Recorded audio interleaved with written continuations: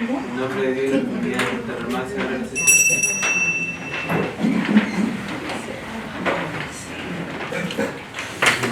Buenos días, siendo las 4:25 se abre la sesión ordinaria del Consejo Municipal dictada para el día de hoy, miércoles 11 de marzo de 2020, bajo la presidencia del concejal señor Díaz. Asisten los siguientes señores concejales: señor Luis Díaz Espinosa, señora Sandra González Zamorano, señora Natalia Silva Herrera, señora Adriana Castillo Herrera, señora Marta Landero Gallardo, señor Lorenzo Mora Moraga, señor Marcos Marín Valencia.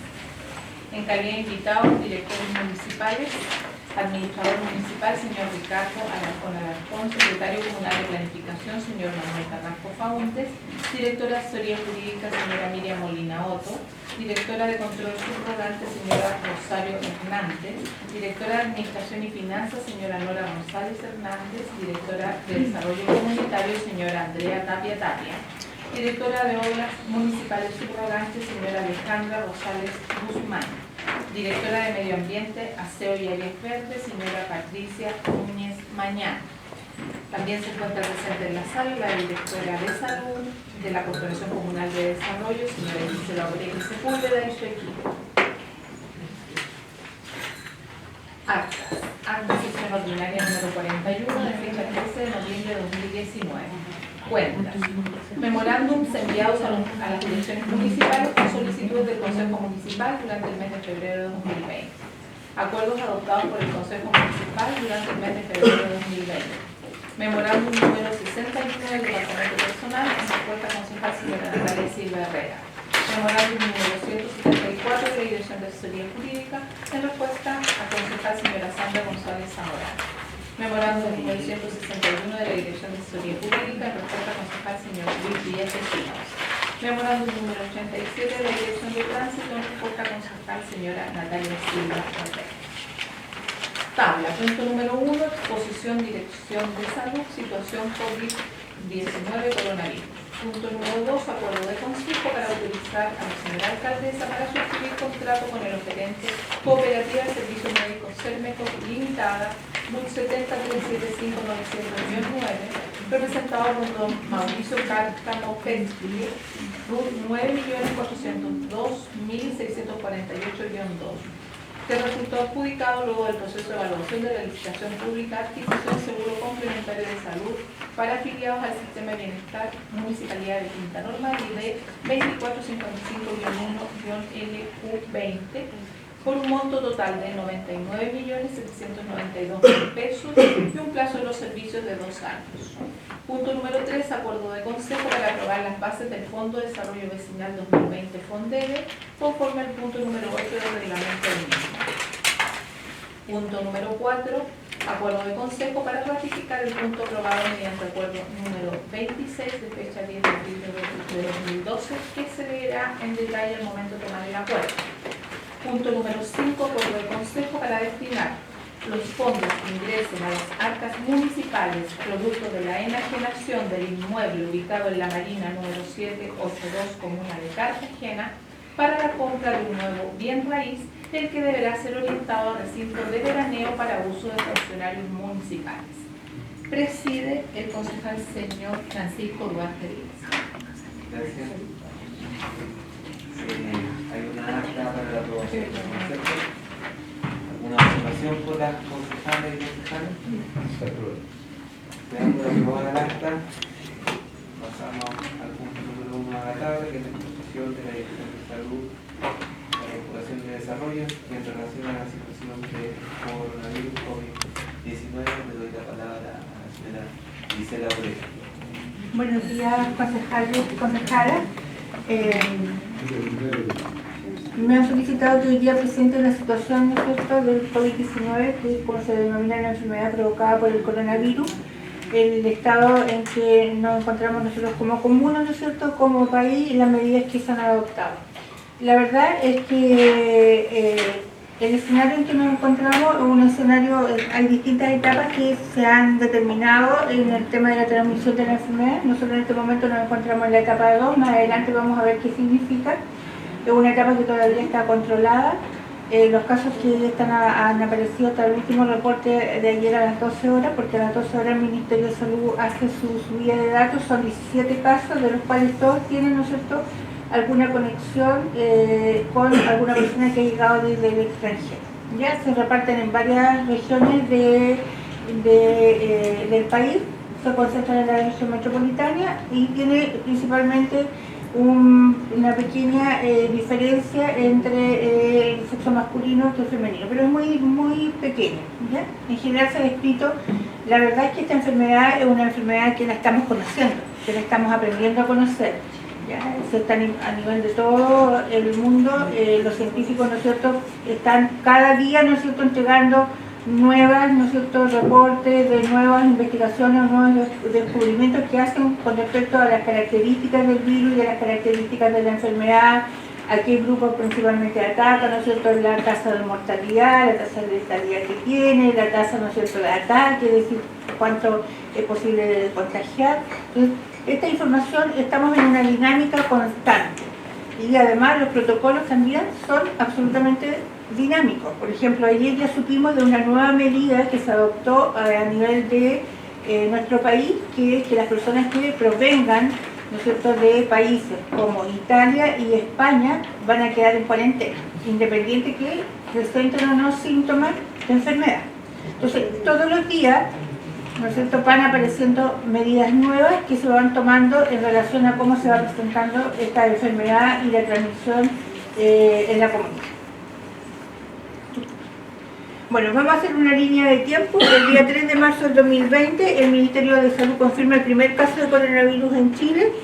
Se trata de una persona de 33 años con antecedentes de viaje durante un mes por distintos países del sudeste asiático, particularmente en Singapur, país que presenta un brote de esta enfermedad con 110 casos confirmados y ningún fallecido a la fecha que se presentó ese caso, que fue el 3 de marzo. El caso fue notificado por el Instituto de Salud Pública, que es el instituto y el laboratorio que determina los casos positivos, ¿ya? Es el Instituto de Salud Pública.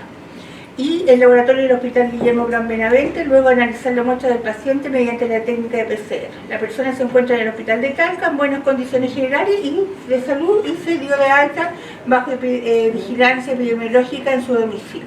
Eso fue, nosotros partimos con ese caso. No sé si se acuerdan de un médico joven, ¿no es cierto?, que consultar en el hospital.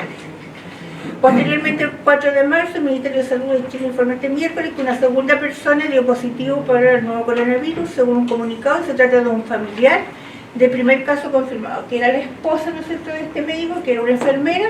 Ambos viajaron, entre otros, al sudeste asiático, incluyendo Singapur, además de España, y según el nota oficial, la persona se encuentra también en buenas condiciones generales de salud y quedará bajo vigilancia, ¿no es cierto?, en su domicilio. Una vez, estos dos casos fueron los casos emblemáticos. Aquí yo les estoy, tal con la letra bien chiquitita, les estoy presentando, ¿no es cierto? ¿Ah? No se ve muy claro, pero se lo voy a leer. A la fecha de ayer, a las 12 del día, que es cuando el Ministerio sube el reporte, esto lo encontramos, usted se mete a MinSal y pincha reporte y le va a salir, ¿no es cierto?, los casos. A las 12 del día se actualiza la página. Hay 17 casos confirmados hasta ayer a las 12, 10 se encuentran concentrados en la región metropolitana, ¿no es cierto?, 5 en la región del Maule, 1 en la región del Biobío y 1 en la región de los Lagos, ¿ya? Si usted cuenta de los 17 casos, hay un leve porcentaje que es una de diferencia que afecta al sexo masculino. De los 10 casos de la región metropolitana, todos han consultado en el sistema privado de salud. Ninguno ha consultado en el sistema público, excepto, ¿no es cierto?, el caso de Maule, que consultan en el hospital de Talca, ¿no es cierto?, el caso del Biobío también, y el caso de los Lagos, que consulta en el hospital de Puerto Montt. En la región metropolitana, entonces, en el fondo, está afectando a un sector bien determinado, ¿no es cierto?, como el lunes nosotros tuvimos una reunión extraordinaria de todos los directores de salud, directores de hospital, de todo el servicio occidente, que está un poco dirigiendo la campaña y las medidas a nivel del área occidente. Es el director de la posta del San Juan de Dios, el doctor Rifo. Él tiene una sola especial y decía entonces, esta es una enfermedad que hasta el momento está atacando no a nuestra población, porque nuestra población no tiene mucha, no se va de vacaciones a Italia, no se va de vacaciones a Europa, por lo tanto, en ese sentido se va a demorar a lo mejor un poco que llegue, ¿no es cierto?, a nuestras comunas más del área poniente. ¿Ya? Los coronavirus son un grupo de virus, esta es una enfermedad viral, por lo tanto no tiene un tratamiento específico. Los tratamientos que se han utilizado hasta ahora y que se están probando ha sido, por ejemplo, el que se trató para la H1N1, que eran los retrovirales, ¿ya? Se están probando también los medicamentos que se dan para el HIV, el SIDA, ¿ya? Pero en el fondo no hay un tratamiento específico que se diga este es el medicamento que el paciente requiere, ¿ya? No existe, no se ha definido aún. Sí se dice que los retrovirales ayudan, ¿no es cierto?, a que la enfermedad evolucione un poco mejor, pero no son ni está probado con evidencia científica que causen la mejoría del paciente. Por lo tanto, un paciente complicado, obviamente, ¿no es cierto?, va a depender mucho de las condiciones del paciente, de cómo él se encuentre, de su patología de base que tenga, ¿no es cierto?, y de su fortaleza que tenga capaz de resistir. ¿Qué es lo que mayormente provoca esta enfermedad? Provoca una neumonía bilateral, ¿no es cierto?, que lleva rápidamente a una insuficiencia respiratoria. Por eso los pacientes de mayor riesgo son los adultos mayores, que casi todos tienen insuficiencia cardíaca porque ya el corazón, ¿no es cierto?, está agotado, está cansado, los hipertensos, los diabéticos, ¿no es cierto?, que tienen mayor probabilidad, y la tasa de mortalidad va aumentando en la medida, ¿no es cierto?, que van aumentando también los años de edad y las enfermedades concomitantes. Existen diversos, ¿no es cierto?, subtipos que afectan a tanto a personas como animales. Es un virus principalmente zoonótico, entonces es un virus que principalmente está como reservorio en los animales y que tiene sí la capacidad de enfermar a las personas transformándose en un virus humano. Y eso fue lo que pasó en la ciudad de Wuhan, que fue, ¿no es cierto?, capaz este virus de pasar, de mutar desde un ser, ¿no es cierto?, de un animal a el ser humano, ¿ya?, y provocar lo que estamos viviendo ahora. En la mayoría de los casos, ¿cuáles son los signos y síntomas de la enfermedad? En la mayoría de los casos se ha presentado fiebre sobre 38 grados, tos, dificultad para respirar. Si la enfermedad no se trata a tiempo, estos síntomas pueden agravarse, provocar una neumonía. Por ser una enfermedad de tipo respiratoria, se transmite a través de las gotitas provenientes de la tos, de los estornudos, del hablar. Por lo tanto, es importante cubrirse con un pañuelo desechable, nunca con la mano, la nariz y la boca al estornudar o toser. De la misma manera, el lavado de manos frecuente es el más importante para evitar el contagio. Sobre todo después de haber estado con una persona enferma, y en general para todo, hasta el momento, el consenso que se ha llegado, que la medida más eficaz, obviamente no exponerse a personas que están o tienen sospecha, pero la medida más eficaz que nosotros podemos tener como autocuidado es el lavado de manos. Y después vamos a ver que no tampoco es un lavado de manos así como uno suele hacerlo, sino que tiene algunas características especiales. La mayoría de los casos que se han presentado aquí en Chile han sido leves, ¿ya? No hay ningún caso que haya requerido, por ejemplo, un apoyo ventilatorio. Hasta el momento tampoco se han registrado muertes, ¿ya? En general ha atacado a personas dentro de un rango etario, yo diría entre adultos jóvenes, ¿no es cierto?, y adulto mayor, pero mayor de la primera etapa, o sea, 65, 67 años. Pero no ha causado que los pacientes requieran, ¿no es cierto?, la mayoría se ha ido casi todo a su casa, ya, a vigilancia en su casa. Nadie está hospitalizado, como digo, y requiriendo respirador mecánico o algún tipo de apoyo ventilatorio, hasta el momento, ¿ya? Sigamos. Bueno, contarles un poco que la autoridad sanitaria, esto partió en la provincia, ¿no es cierto?, de China, Wuhan, fueron las primeras en identificar la enfermedad en un grupo de pacientes que presentaban una neumonía de origen indeterminado. La rápida expansión de la enfermedad hizo que la Organización Mundial de la Salud declarara esta epidemia una emergencia sanitaria de preocupación internacional, basándose en el impacto que el virus podría tener en los países subdesarrollados con menos infraestructura sanitaria. ¿Por qué esto generó, ¿no es cierto?, tanto revuelo, y por qué estamos todos tan preocupados? Porque si bien es cierto, hemos enfrentado otras crisis y otras emergencias sanitarias como el H1N1, ¿no es cierto?, como el SARS, pero ese tipo de virus, ese tipo de enfermedad no tenía una tasa de contagio tan alta como la tiene el coronavirus. ¿Ya? Se supone que, por ejemplo, una persona que presentaba un H1N1 era capaz de infectar casi 0,5 personas. O sea, casi no alcanza. De 10 infectaba, si estaba en un grupo de 10 personas, 5 se iban a infectar. En cambio, el coronavirus tiene una tasa de ataque que es mucho mayor. O sea, una persona puede contagiar hasta 3 o 4 personas. Entonces se va casi duplicando, cuadruplicando por cada contacto.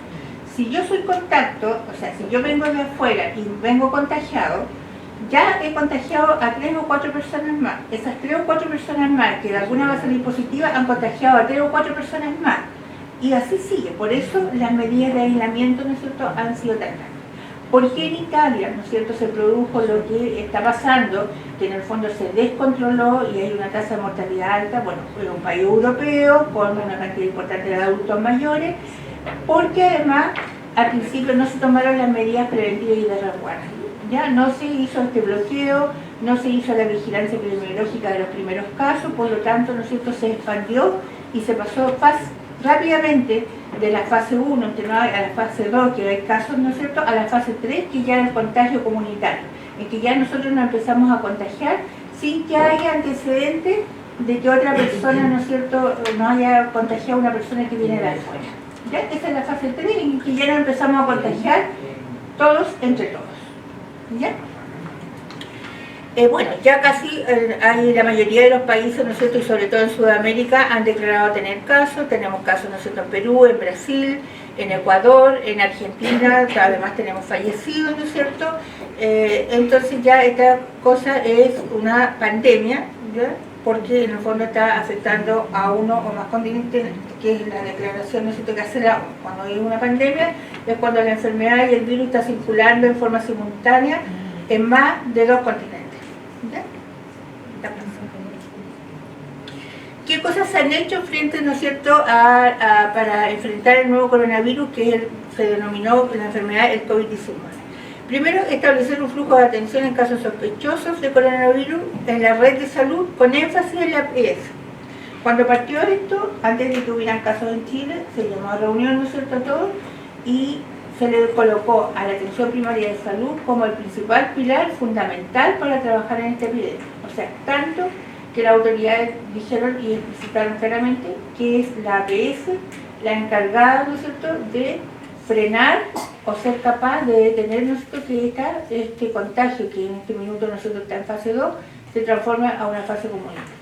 O sea, la APS es la que tiene que detectar los casos y es la que tiene que ser capaz de controlar, ¿no es cierto?, que esto se vuelva un contagio masivo. Por lo tanto, la responsabilidad que depositan nosotros como centros de salud es bastante fuerte, bastante importante y tiene bastante impacto, porque además estamos tranquilos en este momento, pero va a llegar en un minuto, ¿no es cierto?, que seguramente nos vamos a ver colapsados, que vamos a tener que dejar de hacer otras actividades y nos vamos a tener que dedicar solamente a hacer la vigilancia de los casos, ¿no es cierto?, y a estar pendientes de detectar en forma oportuna los casos que nos vayan llegando. El reforzamiento de la red de vigilancia epidemiológica: se estableció el reforzamiento de los equipos clínicos para la notificación de los casos de virus respiratorio en todos los centros centinelas, tanto de la enfermedad tipo influenza en atención primaria como en centros centinelas de infección respiratoria o en hospitales. Es decir, en este momento toda la red está en alerta. Nosotros tenemos los teléfonos, estamos 24/7, si hay un caso sospechoso, todo se comunica uno directamente con la Seremi es la que determina si corresponde o no empezar con la vigilancia y los protocolos del COVID-19. ¿Ya? Y a todas las personas que presenten enfermedades respiratorias en los hospitales y que consulten, se les está haciendo el panel de monitoreo para ver qué tipo de virus es el que tiene. ¿Ya? Reforzamiento de la capacidad diagnóstica del país: se determinó que el Laboratorio Nacional de Referencia de Virus Respiratorio y Genética Molecular del ISP realizará la confirmación diagnóstica de los casos sospechosos de todo el país. Entonces es el ISP el que hace, ¿no es cierto?, la confirmación diagnóstica del COVID-19, porque se hacen 2 exámenes. ¿ya? Cuando llega un caso sospechoso y la Seremi realmente con todos los antecedentes que uno recaba, que el paciente tiene un contacto, que viajó hace una semana o 15 días, ¿no es cierto?, a Italia, supongamos, y que presenta algunos síntomas respiratorios y la Seremi nos dice, sí, efectivamente corresponde a un caso sospechoso, se toman 2 muestras. Las muestras las toma el hospital. Primeramente se había dicho que ese paciente tenía que ser trasladado, por ejemplo, desde la APS al centro hospitalario que le correspondiera. Si era menor de 15 años, al hospital Félix Bulnes, si era mayor, ¿no es cierto?, de 15 años, a la unidad de emergencia del hospital San Juan. Eso ha ido cambiando. Ahí, ¿qué se le toma? Se le toma, ¿no es cierto?, un hisopeado con un hisopo, ¿no es cierto?, con una trulita nasal, que es el primer examen como de descarte. Ese examen se va, a las 2 horas hay un resultado y sale si es un caso probable, ¿no es cierto?, o definitivamente un caso negativo. Si es negativo, el paciente se va con sus indicaciones, ¿no es cierto?, generales para un resfrío común o para lo que el médico determine que sea. Si el caso sale positivo, ¿no es cierto?, sospechoso de coronavirus, se tiene que esperar el aspirado, el hisopeado laringio, ¿ya?, que es la muestra que se va al ISP. En el ISP se realiza el examen, se realiza en un kit, que tiene que haber 5 muestras, ¿ya? Entonces yo voy a ir aquí contando lo bueno y voy a ir también contando lo malo, ¿ya? Porque se producen de repente dificultades. El ISP hace este examen, que es el laringio, un kit de 5 muestras, por lo tanto tiene que esperar que lleguen 5 muestras de la región metropolitana o de todo. Si no, si hay una muestra, tiene que esperar que se compren las 5. Entonces hay una persona que está bajo sospecha, que puede esperar 1 hora, porque tuvo la suerte, no sé, que había 4 muestras y llegó él, o puede esperar 12 horas o más que se completen las 5 muestras. Porque no se puede realizar una por una, porque el kit es muy caro. Entonces se tienen que hacer las 5 muestras en total. Entonces, yo el otro día leí en el Facebook un reclamo de una persona que fue a un centro de salud y decía, no sé si alguien lo leyó, que la habían tenido en el CEFAM 12 horas aislada, que no le habían dado nada, ni agua, no sé si lo leyeron, y que no entendía por qué. Ahora se entiende por qué, porque seguramente, ¿no es cierto?, su muestra estaba en espera del proceso de las otras. Los CEFAM no tienen las condiciones como, por ejemplo, darle una comida o entregarle algún alimento, no así los hospitales que sí tienen central de alimentación. Y ahora, desde el lunes en adelante, los pacientes o los usuarios que tengan síntomas de enfermedad y que no presenten signos de gravedad deben permanecer en los centros de salud para la toma de muestras. ¿Ya? Porque va a ir un equipo, de este caso del Félix Bulnes, a tomar la muestra al usuario del cefalofranco, del cefangarín, del sapo. Por lo tanto, el paciente fácilmente puede permanecer entre 12 horas, 18 horas o 4 horas, depende. Si el paciente llega y presenta síntomas de gravedad y tiene todos los antecedentes, va a ser derivado inmediatamente, ¿no es cierto?, al servicio de urgencia. Pero si no, si está estable, tiene que permanecer en un lugar específico, ¿no es cierto?, que todos los centros de salud ya lo tenemos determinado y que está señalado y que está equipado y todo. Pero, ¿cómo enfrentamos, ¿no es cierto?, que si el paciente está más allá de 8 horas, vamos a tener que empezar a implementar, a lo mejor tener algún tipo de merienda o algo, porque el paciente no puede estar sin agua, sin nada, 8 horas. Eso es algo que no se conversó, nadie lo vio. ¿Qué pasa si llega otro paciente con sospecha de coronavirus en ese minuto? ¿Lo coloco en la misma sala de aislamiento o tengo que habilitar otra sala de aislamiento? Tengo que habilitar otra sala de aislamiento porque yo no tengo idea si el paciente está o no. Y eso significa que el CEFAM, ¿no es cierto?, en el fondo va a haber toda su atención alterada, porque yo no voy a poder, con 2 pacientes o 3 que me lleguen, seguir haciendo control de niños sanos, seguir atendiendo embarazadas, ¿no es cierto?, seguir haciendo las consultas de movilidad como si nada pasara. Entonces, en el fondo, las medidas que se toman, que muchas veces, ¿no es cierto?, son medidas con una mirada, que en este caso es la mirada hospitalaria, que la puesta no se congestione, provoca, ¿no es cierto?, para nosotros esta serie de incertidumbres que fueron planteadas en la reunión, pero que no fueron respondidas. Entonces estamos ahí en una disyuntiva. ¿Ya? Sí. Se determinó que los profesionales de salud en la atención de casos sospechosos o confirmados deberán cumplir con las precauciones estándares para el control de infecciones en la atención. Higiene de mano, uso de protección personal, guantes, escudo facial, antiparras, mascarilla, delantal, cubrir boca y nariz al estornudar, manejo de desechos y ropa de pacientes con delantal y guante, uso de material clínico y dispositivos esterilizados y desinfectados. ¿Qué se ha hecho en los ESAM? Se han preparado cajas, kit, ¿ya? Kit para los encargados. Se han determinado primero cuáles son las personas que son las que van a enfrentar el caso con nombre y apellido, cuáles son los suplentes, por si a veces esa persona no está. Y están las cajas preparadas, cajas transparentes, donde están, ¿no es cierto?, todo el kit, está el delantal, están las botas, todos los guantes antiparras, están las mascarillas. ¿Ya? Eso está listo. Es llegar y tomarlo, o sea, llegar y vestirse. ¿Ya? Y entrar a hacer el diagnóstico en el paciente. Se envió a circular, bueno, se ha enviado mucha información, toda esta información se ha difundido, ¿no es cierto?, en todo el personal para que la gente sepa, es más, incluso se han hecho simulacros. Y yo agregué ahora en la mañana que además se toma el aislamiento de viajeros que lleguen a Chile con procedencia de España e Italia. Esas personas van a ser, ¿no es cierto?, si presentan síntomas, se van directo, ¿no es cierto?, a un centro hospitalario. Si no presentan síntomas, se van con reposo, ¿no es cierto?, y resguardo en su casa por 14 días. ¿Ya? ¿Qué es lo que dice la ley? Que en cuanto al tipo de reposo, los sospechosos y los casos confirmados tienen derecho a licencia médica, ¿ya?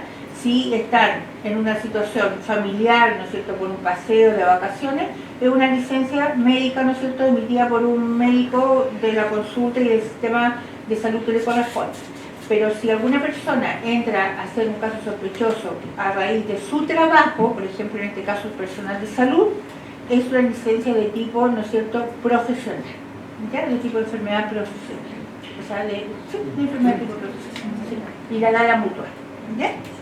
Y van a ser cubiertas y se supone que van a ser pagadas y que no van a ser cuestionadas, ¿ya?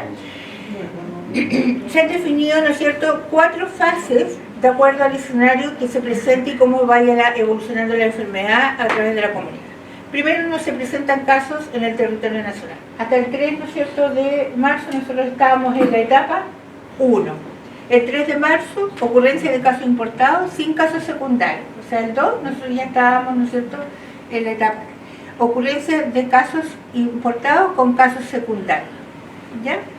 Nosotros estamos ahora en la etapa 3, que estamos, ¿no es cierto?, con ocurrencia de casos importados con casos secundarios.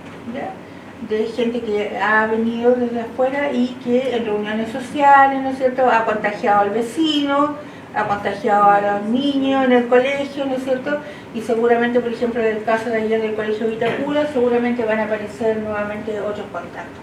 Si aparecen contactos, ¿no es cierto?, que no tienen relación entre sí y no hay un nexo de alguien que haya viajado al exterior, vamos a pasar a la transmisión sostenida en el país, que es la etapa 4. Y ahí es donde ya seguramente se van a tomar medidas como suspender las acciones masivas, por ejemplo, tenemos el tema de Lollapalooza, tenemos el tema del plebiscito, de las votaciones. Hay una serie de acciones que se está evaluando efectivamente si son factibles de realizar o no. ¿Bien? ¿Cuáles son el caso sospechoso de COVID-19? El paciente con infección respiratoria aguda, toda persona que requiera hospitalización por fiebre igual o superior a 38 grados, tos y dificultad respiratoria. Sin etiología que explique totalmente la clínica y además presente una historia de viaje a China, y ahora no solamente a China, sino que a cualquier pasaje a Europa en el fondo, ¿ya? O algún país que ya tenga caso, ¿ya? Ser trabajador de la salud que se desempeña en un ambiente en donde se atienden personas con enfermedades respiratorias agudas desconocidas.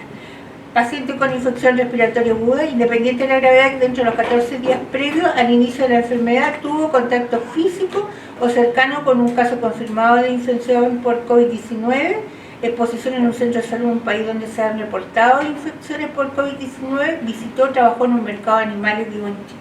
Caso probable, el caso sospechoso, en el panel de coronavirus en específico resultó positivo. Es el caso probable. Cuando le tomamos la muestra de la nariz y sale positivo, ¿no es cierto? Es el caso probable. Y el caso confirmado, el caso sospechoso, en el que la prueba específica para el COVID-19 resultó positiva. ¿Ya? Sí. Acciones a realizar. Preparación de la respuesta y pesquisa activa de primeros casos. Decisión de la categoría caso sospechoso depende de la validación epidemiológica. Entonces, ¿qué hacemos nosotros? Frente a un caso sospechoso que tenga los antecedentes que se le haya realizado, nosotros llamamos al teléfono de la Seremi. Y es la Seremi la que nos determina si es un caso probable, ¿no es cierto? Si está en condiciones de que se le tome el examen, qué es lo que hay que realizar. Es la Seremi en este momento la que nos está mandando. Esto va a ser mientras los casos sean aislados. Una vez que sean los casos masivos, nosotros ya vamos a tener que aplicar los protocolos, ¿no es cierto?, en forma automática, ¿no es cierto?, según corresponda. Demanda, en múltiples casos ambulatorios, la demanda ambulatoria importante que supere lo habitual para la red en este periodo y que no depende de la validación de epidemiología como caso sospechoso, lo que yo les contaba. O sea, va a llegar un minuto que va a haber tantos casos que nosotros mismos vamos a tener que determinar si se queda ahí, ¿no es cierto?, en vigilancia, toma de exámenes o definitivamente se va a su casa. ¿Ya? Múltiples casos que requieran la necesidad de reconversión de cama en el sector público, aislamiento en corte, complejización de niveles de UPC. ¿Qué es lo que está haciendo el Servicio Occidente en relación a esto? Reconvirtiendo camas. El Hospital Metropolitano se evacúa, ¿no es cierto? Se viene al Hospital Nuevo, Felibunde de Cerro Navia, y el Metropolitano queda como el Hospital para Coronavirus, ¿ya? Con 324 camas disponibles, ¿ya? Si en algún minuto, se planteó también ayer por parte del doctor Miranda, hay muchos casos sospechosos que requieran guardar, ¿no es cierto?, reposo vigilado los 14 días, dicen que pensaban en contratar los servicios de hotelería para tener una vigilancia mucho más específica. Porque no hay certeza que la gente esté cumpliendo los reposos en su casa. ¿Ya? Esto también se planteó. ¿Ya? Yo creo que esa medida la están evaluando, pero también fue como puesta en la mesa. ¿Ya? En este momento el Metropolitano va a ser nuestro hospital, ¿no es cierto?, para hospitalizar, porque además ahí también cuentan, ¿no es cierto?, con las unidades para pacientes críticos y la maquinaria necesaria para asistencia ventilatoria. Necesidad, ¿no es cierto?, de aumentar la capacidad de la red, redes asistenciales superadas, en capacidad de atención con necesidad de soporte adicional de servicios de salud. Se considera medida extraordinaria, por ejemplo, hospitales de campaña y habilitación de infraestructura en construcción. Es decir, habilitar hospitales de campaña rápido, SAPUS, 24 horas atendiendo todos, ¿ya? SAPUS cortos, todos atendiendo 24 horas. ¿Ya? Incluso el SAPU, por ejemplo, Garín tiene de las 5, empezaron a reconvertir todos los servicios de urgencia a 24 horas. Eso sería como la medida en caso ya de un contagio masivo, como está, por ejemplo, en este momento en Italia. ¿Ya?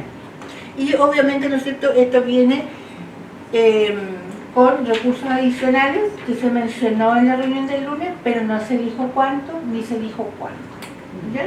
Pero se supone que van a llegar recursos para contratación específicamente del recurso humano. Problema de abastecimiento con todo lo que tiene que ver con los elementos de protección personal, mascarillas, delantales, guantes, ya en el mercado casi no se encuentran. Y si se encuentran, están a un precio carísimo. Ejemplo, la mascarilla, que es la N95, que debe utilizar el personal que está en contacto directo con el paciente, el que toma el aspirador nasal, el que está directo, esa mascarilla costaba 1.890 pesos hasta el mes pasado, diría yo.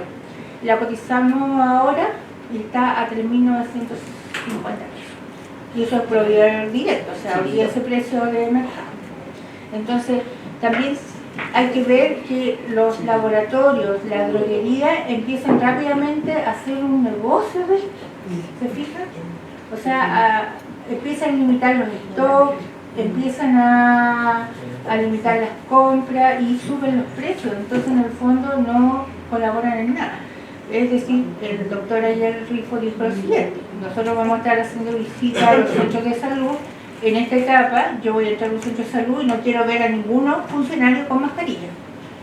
Las mascarillas se guardan para protección de los enfermos. ¿Ya? En este momento no pueden desperdiciar mascarillas, ¿no es cierto?, cuando no se justifican, porque los recursos no son ilimitados, los recursos están limitados. Va a llegar un minuto en que no vamos a tener recursos. Entonces, la cosa tampoco está muy clara por esa parte, o sea, tan abastecidos no estamos. ¿Ya? El funcionario que sospecha casos de COVID-19 desde el borde de atención debe proceder al lavado de manos, uso de mascarilla quirúrgica, entrega de mascarilla al usuario y al acompañante, dar aviso al SOMA, la unidad de procedimiento, quienes serán los encargados del traslado del BOC a aislamiento, salir del borde de atención hasta que se realice el aseo terminal. La sala de aislamiento destinada para la atención ante casos sospechosos, el cual será habilitado de forma inmediata. Nosotros ya lo tenemos, ¿no es cierto? El BOC está demarcado, dice ahí sospecha coronavirus, no lo tenemos dado vuelta para el otro lado, lo vamos a dar vuelta en el caso necesario porque tampoco queremos crear alarma, ¿no es cierto? Sí, les cuento como un caso curioso, nosotros tuvimos que hacer una simulación, ¿ya? Y tuvimos que grabarla. Se supone que nos iban a ir a ver, pero no podían irnos a ver. O sea, tuvimos que grabar para mandarla al servicio para ver que realmente nosotros estábamos, ¿no es cierto?, cumpliendo la norma. Entonces entraba una persona con un cartel que decía tengo COVID-19. La persona entró, no dijo nada, entró, se sentó, ya, se supone que la persona que está al otro tiene que empezar, no sé, que inmediatamente tomar la mascarilla, pasársela a él, pasársela al acompañante, ponerse la mascarilla el funcionario administrativo y avisar al equipo. ¿Ya? El equipo se vistió, todo, llevaron al paciente a la sala de aislamiento y todas las personas detrás de la sala de espera mirando qué era lo que estábamos haciendo. Todas en filas, caminando detrás del simulacro que estábamos haciendo. O sea, no sé si está claro que era un simulacro porque nadie se la conoció, pero de esa manera. Entonces yo digo, pucha, la gente, los usuarios de la comunidad, les falta todavía educación a pesar de que están dando muchas, pero crea esta expectación y fueron en realidad todos casi de todo. O sea, lo ideal hubiese sido que ellos rápidamente despejaran, salieran de la sala de espera. No, al contrario, fueron a mirar y miraban así lo que estaban haciendo hasta dentro de la sala de aislamiento destinada para la atención ante el caso sospechoso. Bueno, eso lo dijimos, el personal de traslado al BOC de aislamiento como suelo sospechoso debe utilizar la mascarilla N95. Todo personal de salud que intervenga en la atención del paciente deberá dar cumplimiento a las precauciones estándares de acuerdo a lo descrito en la circular 37, que tienen que ver con el control de infecciones en la atención de salud. La próxima. Después, obviamente, hay que hacer una limpieza, ¿no es cierto?, de superficie y para remover toda la materia orgánica, esta usualmente mediante fricción. El cloro es nuestro mejor amigo en estos momentos, el cloro al 3%, ¿ya? Es nuestro mejor amigo. Precauciones estándares que son prácticas básicas para el control de transmisión de infecciones que deben ser utilizadas en la atención de todos los usuarios. La atención de usuarios por equipos del COVID-19 se realizará aplicando las precauciones estándares y adicionales de contacto y gotitas considerando el resumen higiene de manos, ¿no es cierto?, con agua y jabón, con o sin antiséptico, higiene de manos con uso de solución en base a alcohol gel, uso de equipo de protección personal, que yo les contaba, las mascarillas, el antiparra, los escudos faciales, los guantes, higiene respiratoria, manejo de equipo y desechos y ropa de paciente, precauciones adicionales, ¿no es cierto?, para el uso de la ambulancia una vez traslada a un paciente con COVID-19 tiene que hacerse un aseo terminal y debe quedar 4 horas, ¿no es cierto?, en aislamiento para que no se puede volver a utilizar, no haya riesgo para el resto de los pacientes. Ante la presencia de algún caso sospechoso se debe contactar en forma inmediata a los referentes del Servicio de Salud Metropolitano Occidente. Y ahí está, ¿no es cierto?, el enfermero que es el encargado, ¿no es cierto?, de ayudarnos y guiarnos en el tema de los casos en seguimiento. El médico que realiza, ¿no es cierto?, o el médico que está a cargo realiza la derivación e informará a este establecimiento que recibe el traslado del paciente, la sospecha diagnóstica y su condición clínica. Si es un paciente que está obviamente con requerimiento de una saturación baja o está con problemas respiratorios, o que requiere, ¿no es cierto?, ser intubado, no va a ser trasladado en una ambulancia nuestra, sino que va a ser trasladado en una ambulancia del SAM. ¿Ya? El personal que traslada al usuario utilizará precauciones adicionales de contacto respiratorio. Finalizada la atención, se realizará el aseo por arrastre de las superficies de bajo contacto, aseo y desinfección de superficies. Uso de artículos médicos y insumos, material no crítico, será desinfectado con producto de nivel intermedio, el alcohol al 70%. Y lo que les contaba es que finalizado el traslado y antes de utilizar el móvil, se realizará un aseo por arrastre de la superficie de bajo contacto y desinfección de superficie de alto contacto con el cloro, ¿no es cierto?, que es nuestro mejor aliado en estos minutos. La próxima. Los establecimientos referentes, yo ya les contaba, el Hospital Félix Burne para los menores de 15 años, el Hospital San Juan de Dios para los pacientes adultos. En casos de toma de muestra, el Félix Burne nos corresponde a nosotros. Ya tiene que haber un equipo de salud titular encargado de la atención del usuario, un equipo subrogante, responsable del traslado y funcionarios responsables de efectuar las notificaciones. ¿Ya? ¿Cuáles son las recomendaciones? Primero, el autocuidado. Aquí lo más importante y para todos nosotros, ya sea como personal que atendemos, como usuario, como miembros de la comunidad, es el autocuidado. ¿Ya? Primero es no exponernos. Ya, o sea, si sabemos nosotros que hay una persona que viajó, que está bajo sospecha, obviamente no exponernos ni la visitar ni nada, ¿ya? Y la higiene de manos, el saludo a la distancia, algo que tenemos que empezar a implementar cuando ya pasemos ya la fase, hola, nada de tantos besos, somos muy buenos para saludarnos de besos, una costumbre que tenemos, pero la verdad es que tenemos que empezar una vez que ya, yo creo que hemos estado un poco resguardados porque el tiempo ha estado caluroso. Y sí está demostrado que el virus, ¿no es cierto?, no soporta mucha temperatura alta, es más bien un virus de temperatura baja a fría, ¿ya? Por lo tanto el virus no permanece, porque una de las características de este virus es que además permanece en la superficie por más horas que el tipo de el virus de influenza. Por lo tanto, en un pasamano, aquí en los celulares, con calor vive menos, ¿ya? Pero si no, el contagio sería nosotros más grande. ¿Ya? Evitar compartir artículos de higiene personal al día de la alimentación, evitar las aglomeraciones en lugares cerrados, toser y estornudar usando pañuelos desechables o cubrirse con el antebrazo, algo que no tenemos porque todos estornudamos así. Y después yo voy a tomar el lápiz a la y se lo dejo ahí. Y cuando me la toma el lápiz y se pasa la mano aquí o se toca la mucosa, todo eso. ¿Ya? Tampoco se justifica que andemos, ¿no es cierto?, como esa foto que salimos envueltos, ¿no es cierto?, en la luz, no, tampoco, ¿no? Eso tampoco, pero sí obviamente que tenemos que tener cuidado al llegar a nuestras casas. Nosotros atendemos público, estamos constantemente, nosotros estamos en contacto con gente, salen de lo primero que tenemos que hacer al llegar a nuestras casas es lavarnos las manos. Y lo otro, que es importante y que no se ha dicho, pero el cambio de zapatos. Porque la gente, lamentablemente en Chile, tiene la costumbre de escupir, ¿sí o no? Entonces, de repente en el invierno esas toses con bastante flemita, con bastantes secreciones, y escupen.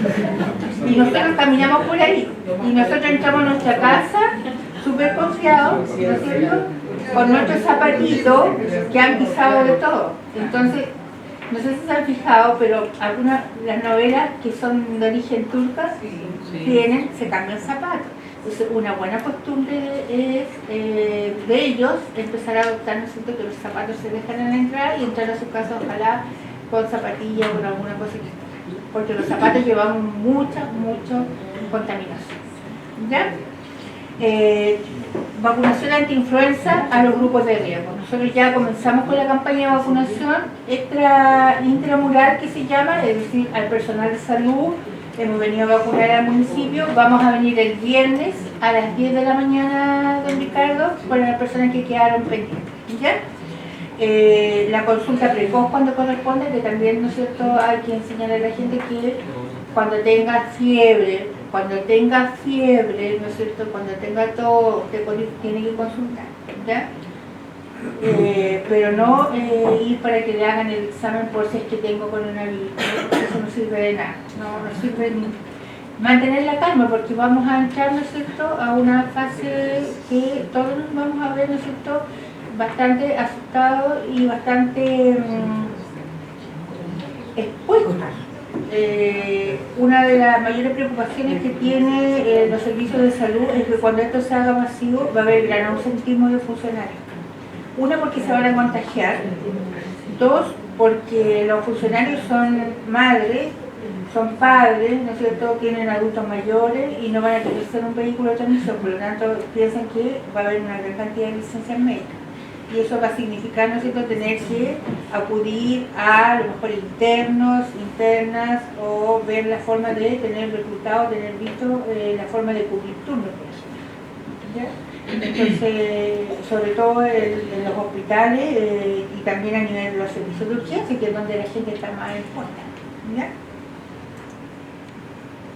Por eso la campaña de influenza, si bien es cierto, no está específicamente para el coronavirus, sí está, ¿no es cierto?, para las otras enfermedades que también son graves y que pueden darse en forma simultánea. O sea, una persona puede tener un H1N1 a un H2N3 y más encima infectarse con el coronavirus, con el COVID-19, y eso obviamente le va a aumentar el riesgo de letalidad. ¿Ya? Entonces, para prevenir la morbilidad y mortalidad grave, grupos de población definidos en las condiciones biomédicas que se asocian, ¿no es cierto?, a riesgo de muerte y complicaciones causadas o secundarias de infección por el virus de la influenza. ¿Qué cambios hay ahora? Embarazadas en cualquier fase de la gestación. ¿Se acuerdan que antes eran las embarazadas a partir de las 13 semanas? Ahora, si la embarazada sabe que está embarazada, aunque tenga 8 semanas, 5 semanas, se vacuna. ¿Ya? No importa la edad de gestación. Embarazada, se vacuna. ¿Ya? Niños y niñas desde los 6 meses hasta el quinto básico, independiente de la edad. O sea, hasta el quinto año básico se vacuna. Si hay un niño en quinto año básico que tiene más edad porque se va a repetirlo, igual se va a vacunar. ¿Ya? Personas mayores de 65 años y más, trabajadores de avícolas y criaderos de cerdo, enfermos crónicos desde los 11 hasta los 64 años. Y este año el Ministerio de Salud ha definido como población a vacunar, dentro de otras prioridades, a casi todo el mundo. Establecimiento de atención cerrada del CENAME, psiquiátrico, personal de apoyo en este establecimiento, gendarmería, personal de jardines infantiles, profesores de kinder a quinto, cuidadores o contacto interdomiciliario de población objetivo, la familia, por ejemplo, la estrategia Capullo. Capullo se llama porque en el fondo es como proteger a los prematuros, que cuando llegue a su casa y se ha dado de alta desde enero, esté toda la gente, ¿no es cierto?, vacunada y protegida contra la gripe. Entonces así es como que llega a un lugar protegido. Los alumnos de las escuelas de Fuerza Armada, los alumnos de las escuelas de PDI, carabineros, bomberos, trabajadores, funcionarios públicos, ¿no es cierto?, residentes en zonas extremas. En realidad no va a haber casi tanta restricción como otros años. Esperamos que el abastecimiento de la vacuna sea el que se ha dicho, que va a haber vacunas disponibles para alcanzar todos los grupos de riesgo. ¿Ya? ¿Qué acciones nosotros en APS hemos hecho? Lo que yo les contaba, el simulacro de casos sospechosos que lo hicimos el miércoles 26 de febrero, ya que requirió, ¿no es cierto?, verificables de fotos y videos.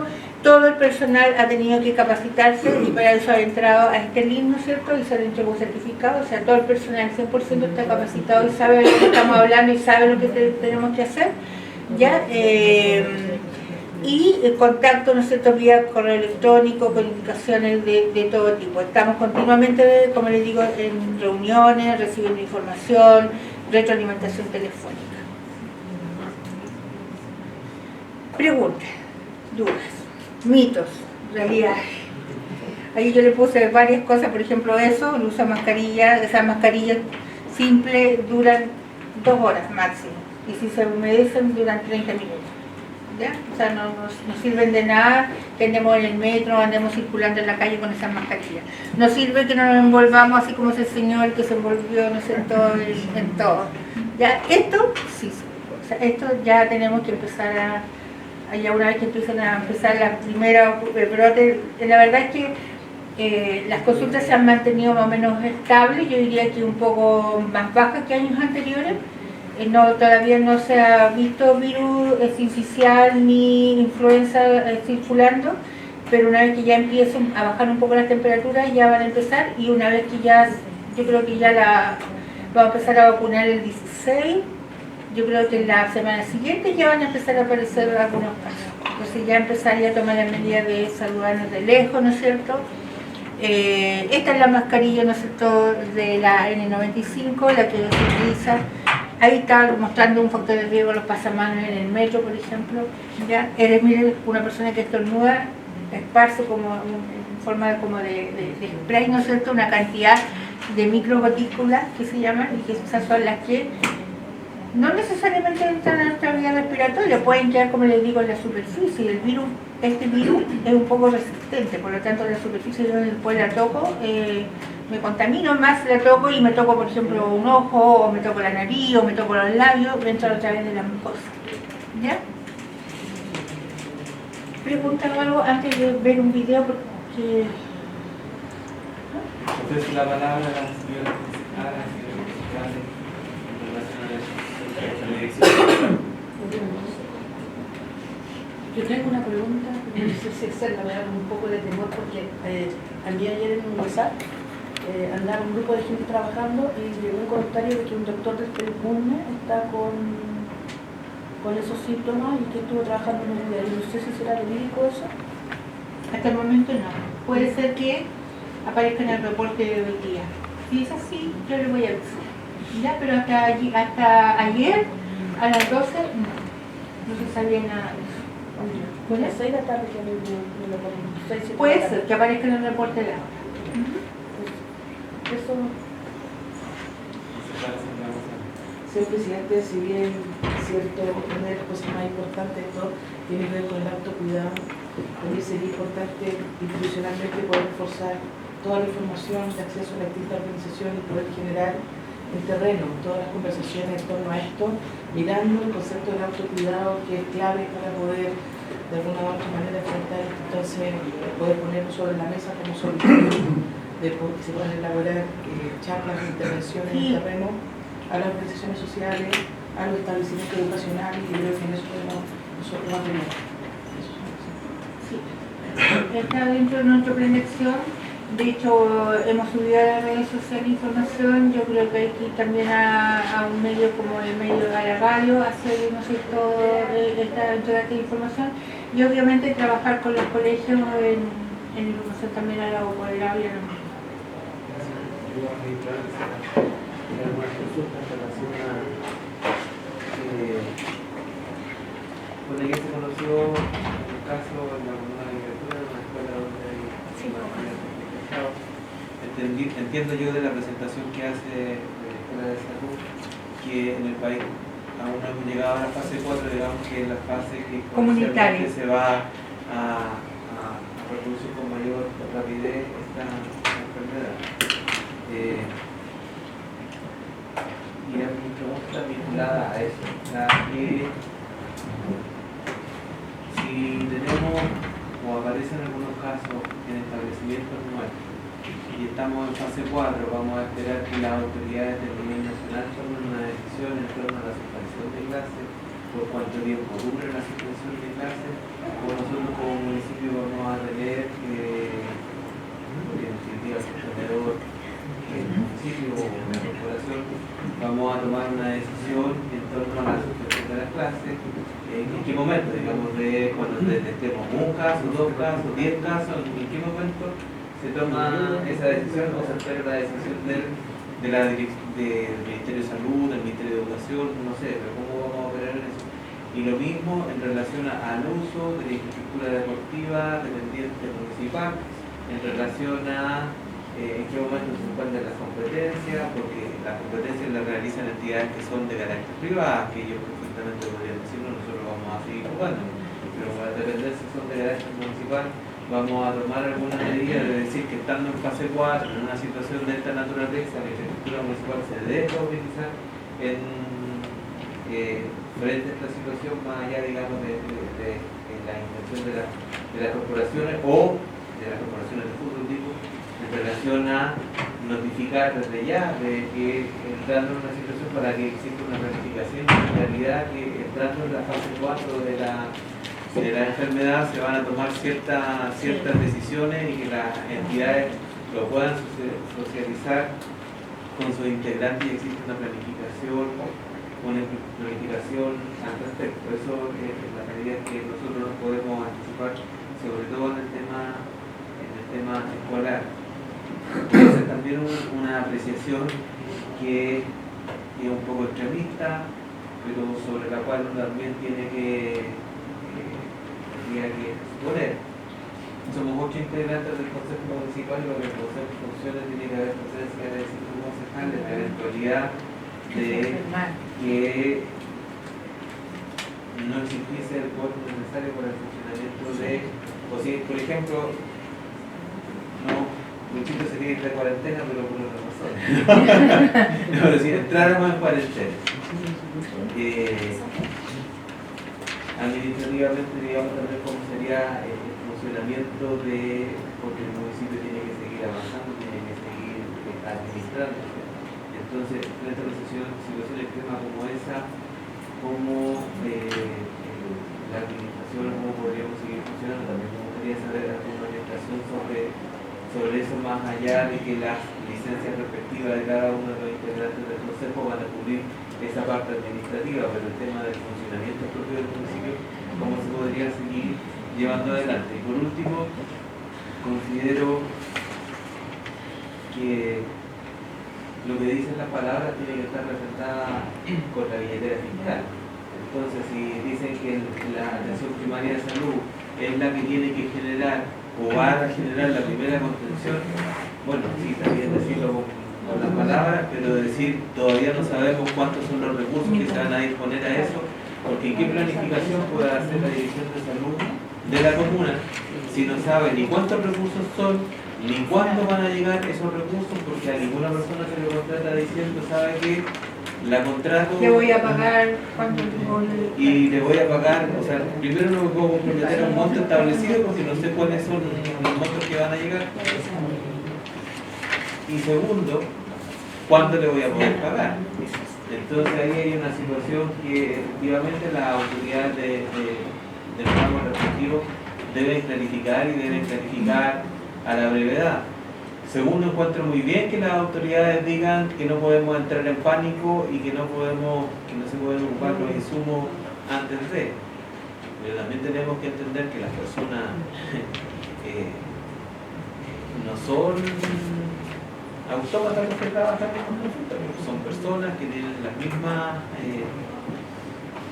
tienen los mismos factores de riesgo. Los mismos factores de riesgo, tienen familia, tienen enfermedades, nosotros tenemos cosas, entonces, usuarios que han sido tratados por cáncer, que son de alto riesgo, entonces igual... Entonces llegar a decir, bueno, esto va a llegar en un momento, y si las autoridades están llevando a la calma, le dicen, oye, pero los recursos ocupémoslos cuando corresponde, porque hay poco. Hay poco. Bueno, lejos de estar llamando a la calma, está generando una condición de que chuta, estamos en una complejidad. Y por último, administrador, el tema de la... Me parece bien que se disponga, por el coronavirus o por la situación de contingencia, tengamos que desplazar los pacientes al hospital Felipunde en la comuna de Cerro Navia. Pero lo que creo entender de su presentación, señora Gisela, que las 300 camas del hospital metropolitano, ¿esas son las que se están destinando para la región metropolitana o para el sector norte? Para el sector nuestro. Norponente. Sí. ¿De que tiene una cantidad de habitantes? La región tiene 6 millones de habitantes. Nosotros tenemos 1.500.000 y tantos mil como servicios de salud. Ya, y se están disponiendo 300 324. camas. O sea, de hecho somos el servicio más grande de toda la región metropolitana, porque abarcamos no solamente las regiones de acá, sino que también Melipilla, Padre Hurtado, Talagante. Ahora, ellos también tienen sus propios hospitales y al principio no se habían considerado como hospitales referentes, pero como ya se está viendo que no va a dar abasto, los hospitales se van a tener que hacer cargo de sus pacientes, de sus usuarios. O sea, ellos van a actuar como hospitales de referencia.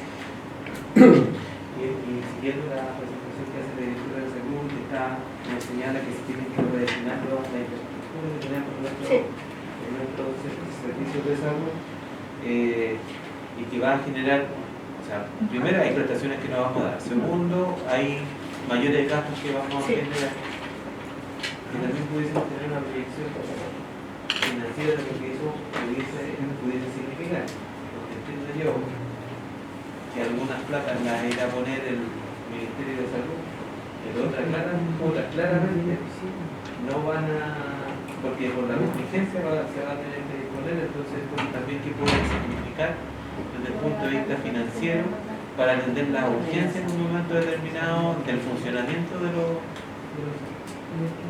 si me sienta la palabra, concejal Mora. Gracias, presidente. Bueno, esto es algo raro, extraordinario que pasa malo a nivel mundial. Yo quiero decirles que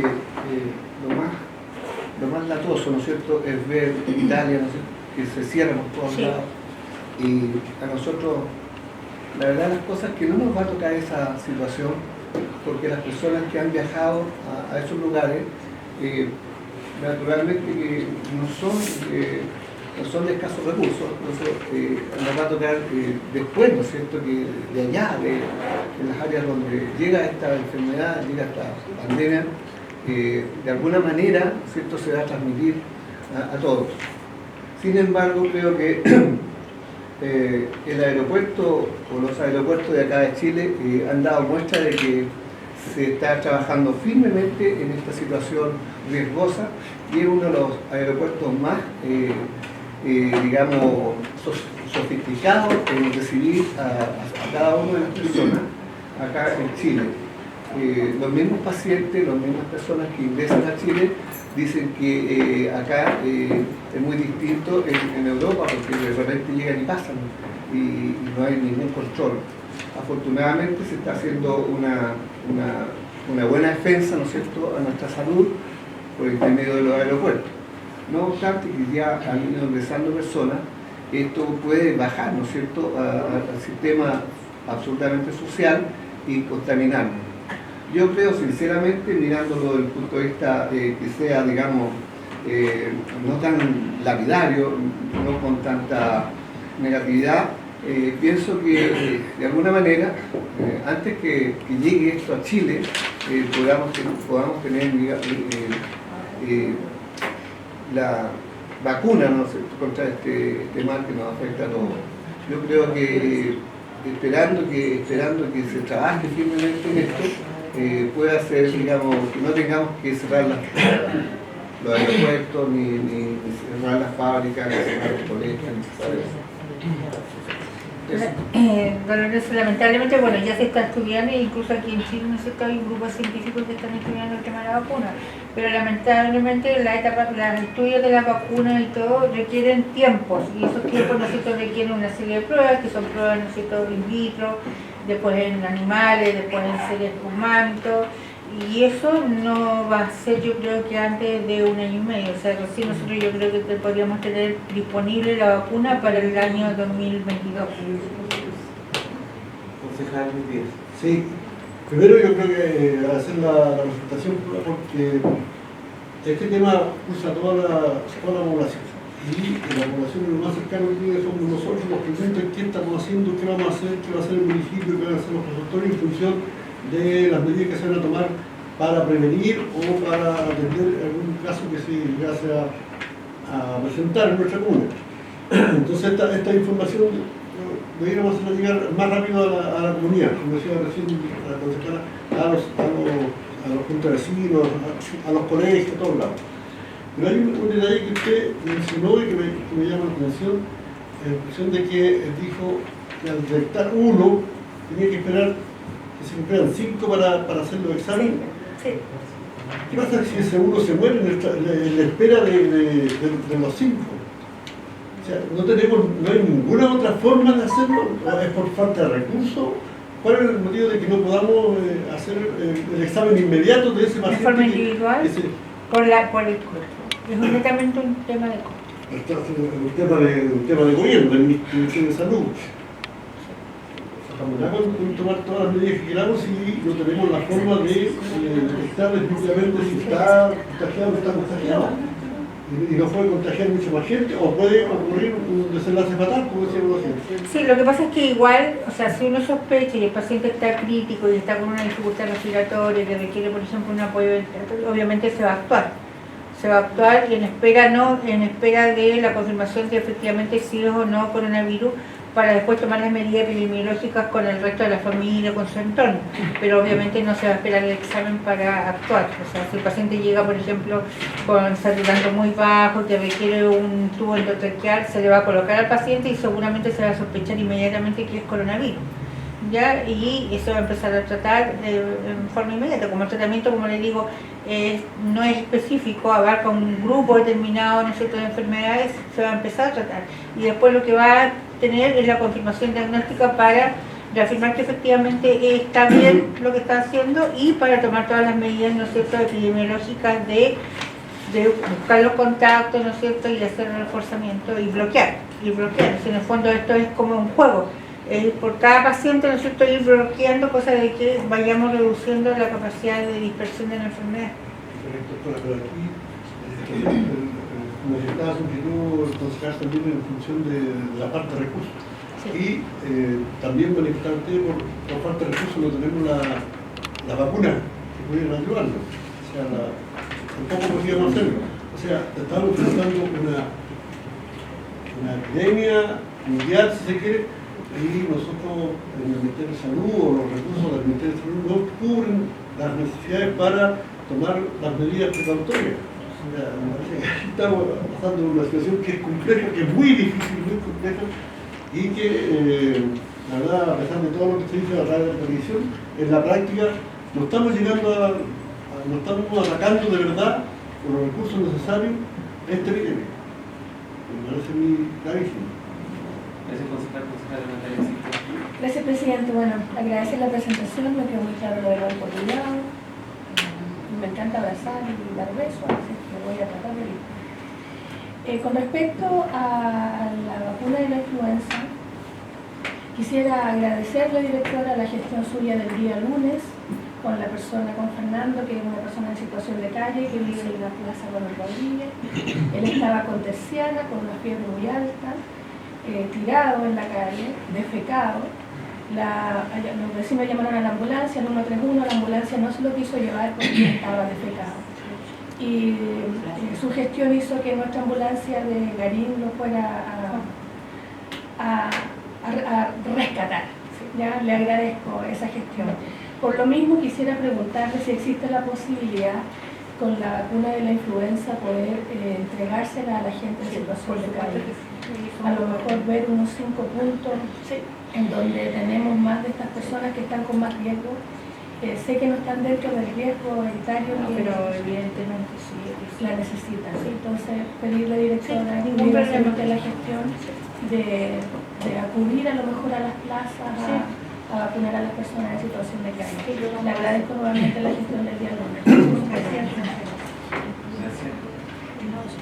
Agradecemos a Gisela su presentación. Sí. Tengo un video cortito que dura 60 segundos que muestra cómo debemos realizar el lavado de manos. Este lavado de manos no solamente es para el personal de salud, el lavado de manos que deberíamos realizar todos cuando, ¿no es cierto?, llegamos de un lugar, entramos a nuestra casa, ¿no es cierto?, nos vamos a pedir alimentos, por favor. Y algo que debemos ya empezar a adoptar como un estilo de vida. ¿Me descarga?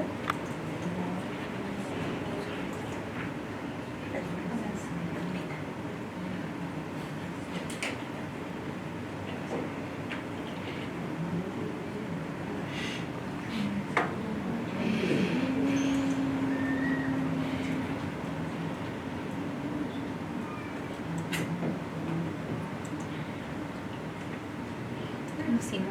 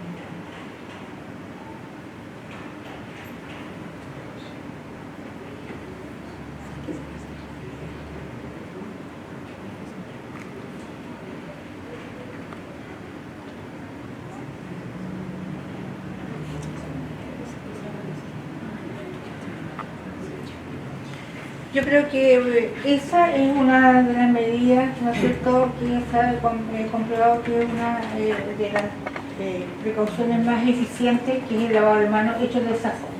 Yo creo que nosotros debemos empezar a adoptarlo con nuestra familia, es decir, desinfectar la superficie de nuestra casa con, ¿no es cierto?, un paño con cloro, ya, hay toallitas incluso que traen cloro, y el Lysol, ¿no es cierto?, en aerosol, que permite, ¿no es cierto?, y mata el 99% de virus y entre ellos el coronavirus. Yo creo que son y ventilar obviamente nuestros hogares. Esas son las medidas que nosotros podemos tomar y que vamos a evitar, ¿no es cierto?, de alguna forma contagio.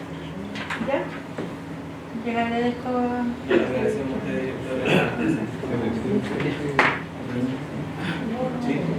Yo quería, presidente, decirle que en realidad en su exposición sobre el problema LA que tenemos aquí, no solamente en este país, ha sido espectacular, un profesionalismo perfecto, porque uno entiende de todo, absolutamente hasta lavar los dedos en las manos. Absolutamente, yo le agradezco muchísimo esto y como dicen los demás concejales, poder esto llevarlo a la comunidad lo más rápido posible. Muchísimas gracias. Muchas gracias. Gracias, concejal, gracias. Pasamos al punto número 2 de la tabla. Hace relación con un acuerdo consejo para autorizar a la señora alcaldesa para suscribir contrato con la cooperativa de servicios médicos Cermetón Limitada. Por la palabra del concejal Luis Díaz. Gracias, presidente. Bueno, reunió la Comisión de Finanzas, el señor Carrasco nos expuso acerca de la licitación realizada y esta es una licitación pública para la adquisición de seguro complementario de salud para afiliados al sistema de bienestar municipal. Conocidos los antecedentes, la Comisión recomienda la aprobación de esta licitación. Con la palabra a la señora concejala, señor concejal. Procedemos a votar. Punto número 2, acuerdo de consejo para autorizar a la señora alcaldesa para suscribir contrato con el oferente cooperativa de servicios médicos Cermetón Limitada, RUT 7375901, representado por don Mauricio Cárcamo Peque, RUT 9402648-2, que resultó adjudicado luego del proceso de evaluación de la licitación pública adquisición seguro complementario de salud para afiliados al sistema de bienestar municipalidad de Quinta Normal libre 2455-1 LU20 por un monto total de 99.792.000 pesos y un plazo de prestación de los servicios de 2 años. En votación, señor Luis Díaz Espinosa. Sí, apruebo. Señora Sandra González Zamorano. Sí. Señora Natalia Silva Herrera. Sí. Señor Adriano Castillo Herrera. Sí, aprobado. Señora Marta Landeros Gallardo. Sí. Señor Lorenzo Mora Moraga. Sí. Señor Marcos Marín Valencia. Sí. Señor presidente, Sí, apruebo. por unanimidad se aprueba el punto número 2 de la tabla.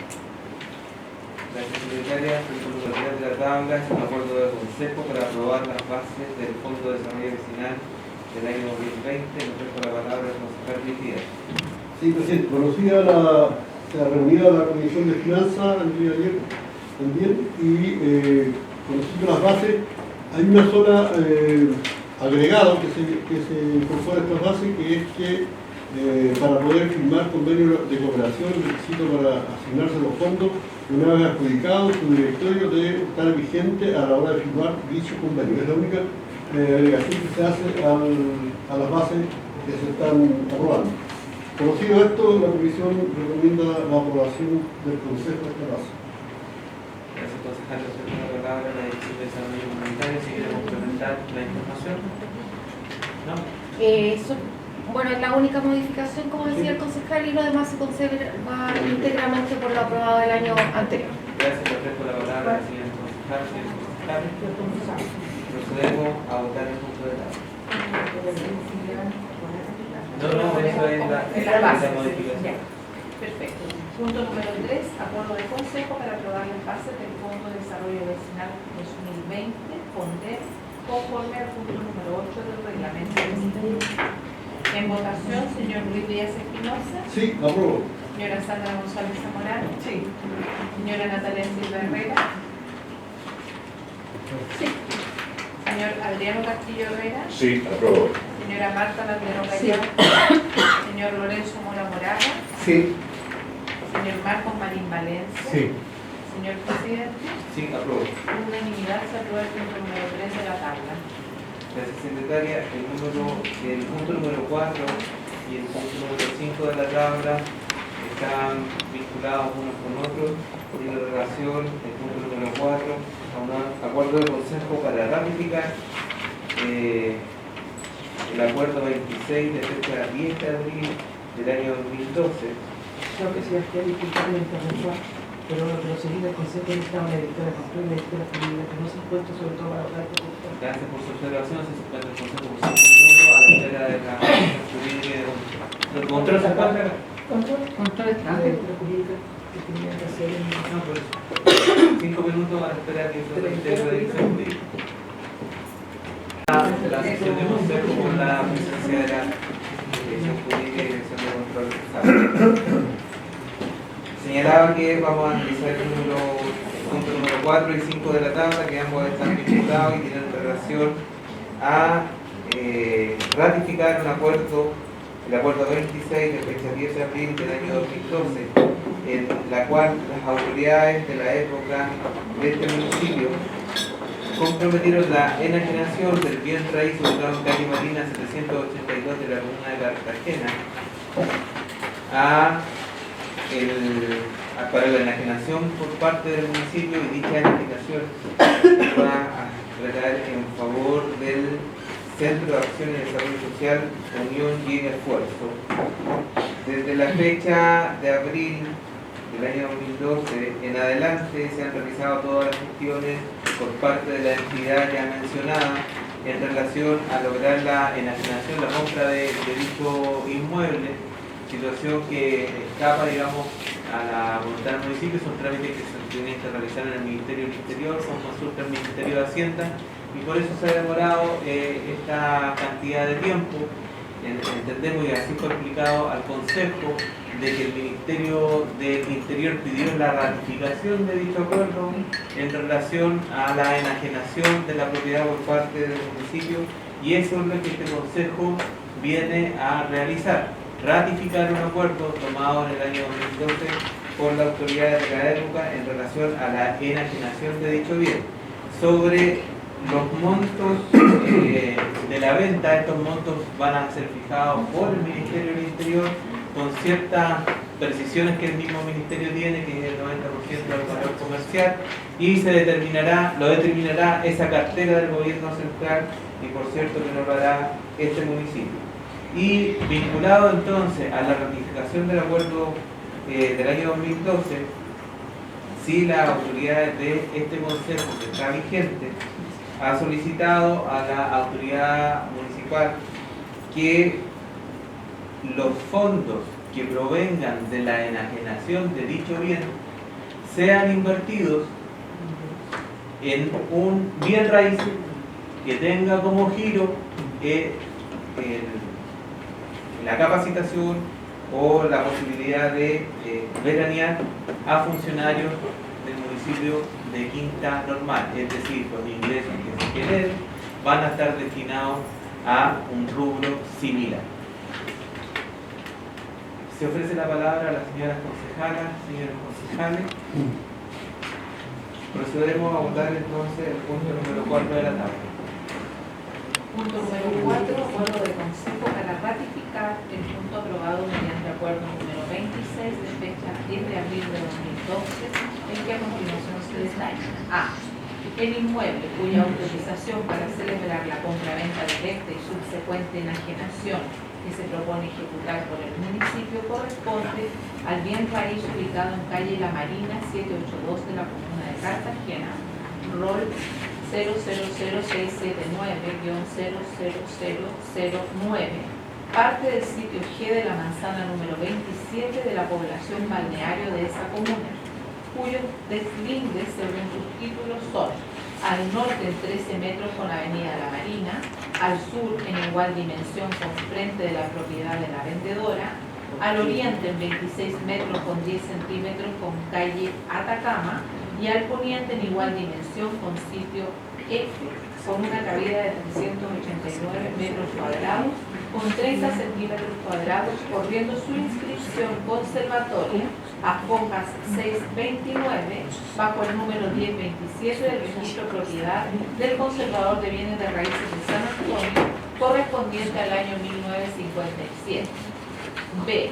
La entidad comunitaria que adquirirá el terreno municipal singularizado en el numeral 1 será la organización comunitaria de carácter funcional denominada Centro de Acción y Desarrollo Social Unión y Esfuerzo, la que goza de personalidad jurídica según certificado de directorio de personas jurídicas sin fines de lucro emitido por el Servicio de Registro Civil e Identificación. Punto C. En relación al precio y en virtud del memorándum número 70 de la Dirección de Control y considerando el punto tercero del oficio ordinario 9092-2018 del Ministerio del Interior, se acuerda que el precio de la compra será el 90% de la tasación comercial. En votación, señor Luis Díaz Espinosa. Sí, apruebo.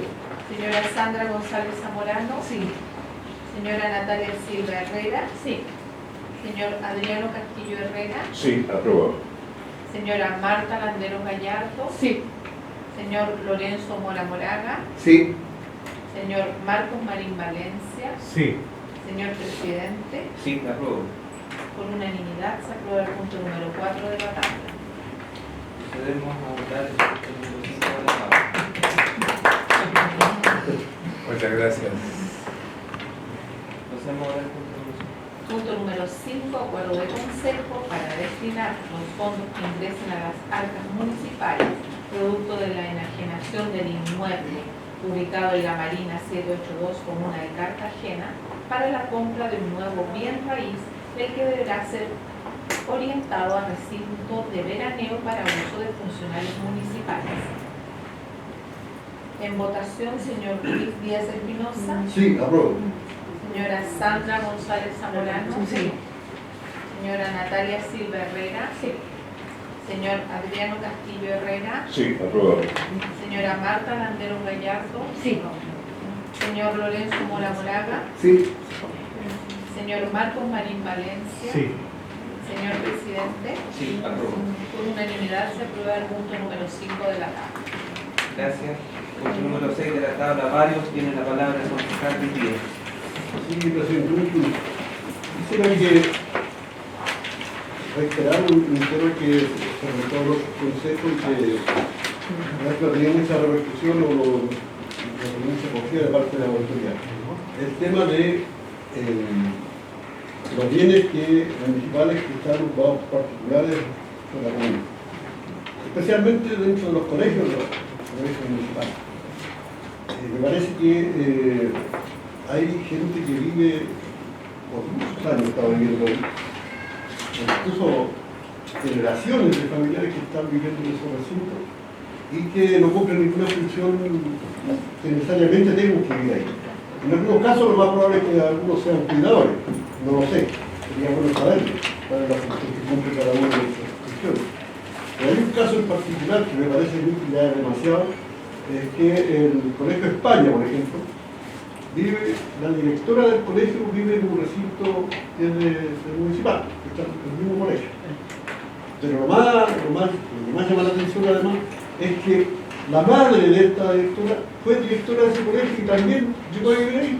O sea, ellos vivieron ahí, se quedaron ahí, hoy día por generaciones pasan y siguen siendo directoras de ese colegio.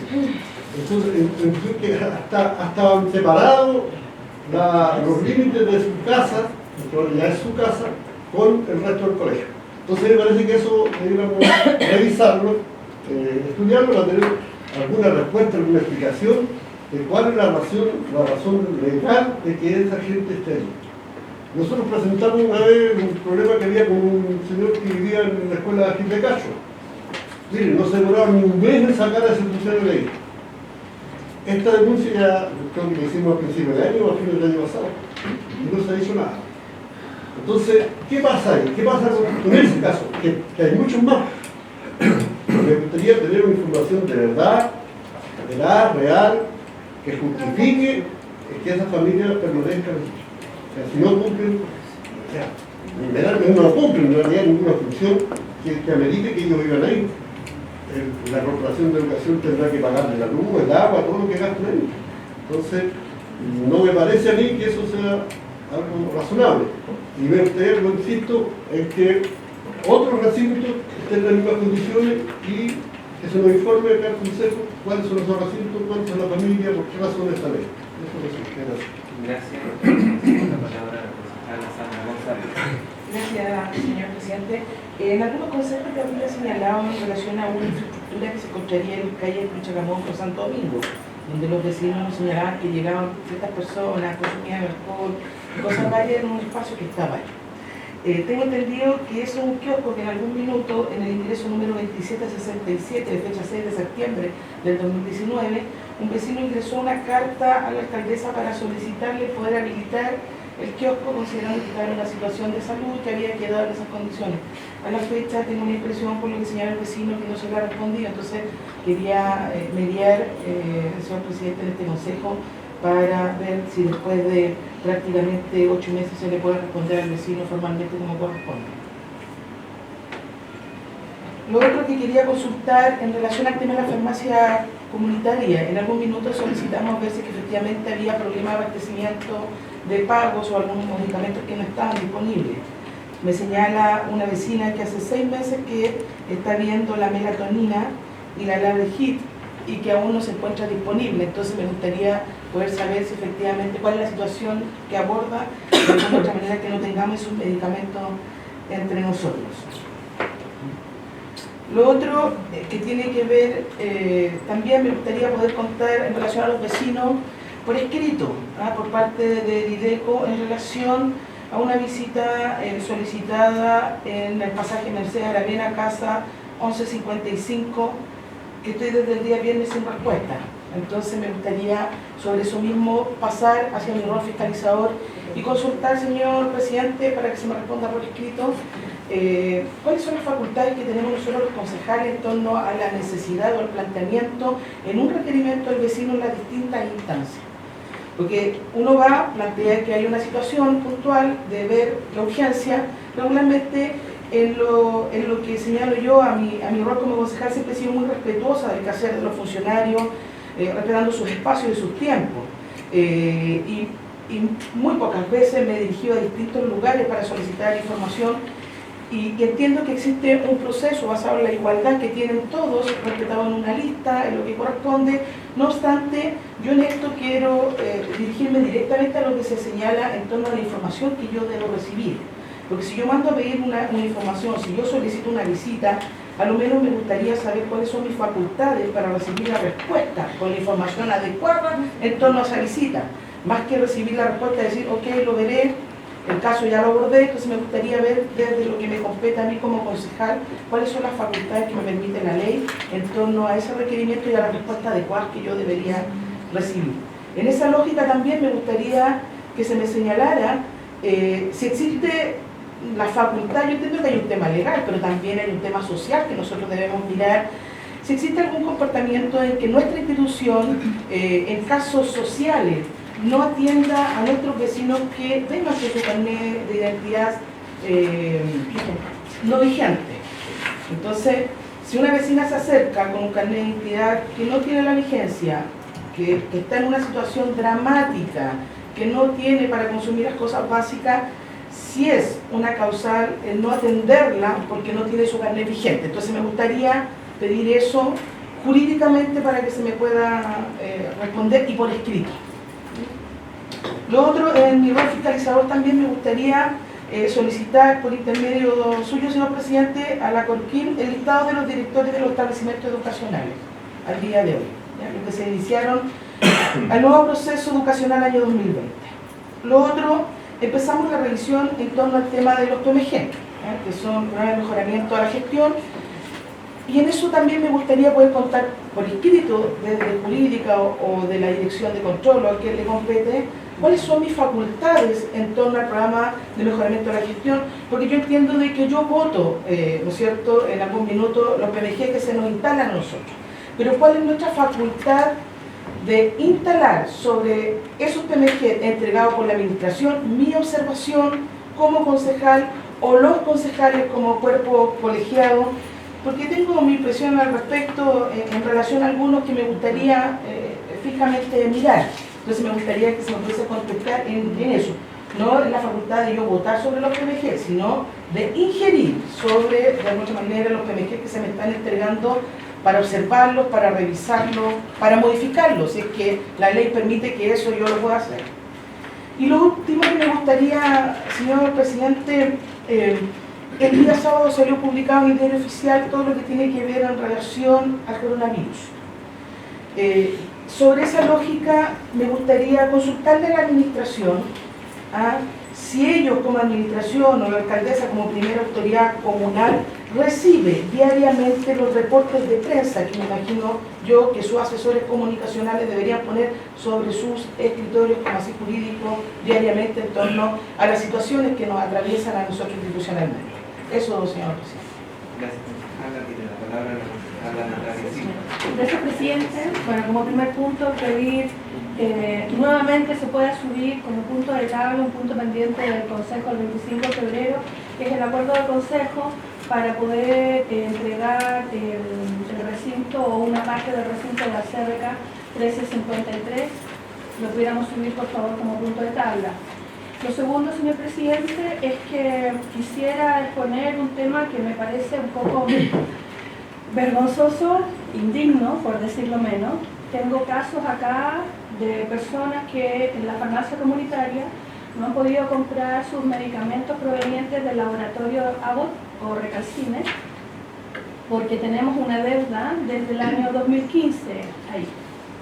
Efectivamente, la deuda del año 2015 con este laboratorio asciende a 1.531.000 pesos, lo cual también me parece indigno, ya que no podamos pagar esta deuda para que nuestros vecinos puedan acceder a los medicamentos que debiéramos tener en la farmacia comunitaria.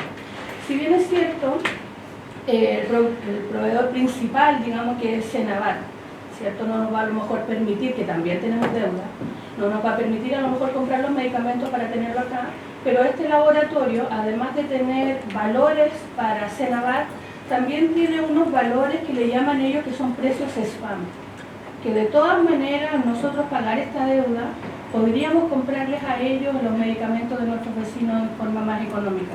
Hay medicamentos de 70.000 pesos que ellos nos pueden vender en 15.000.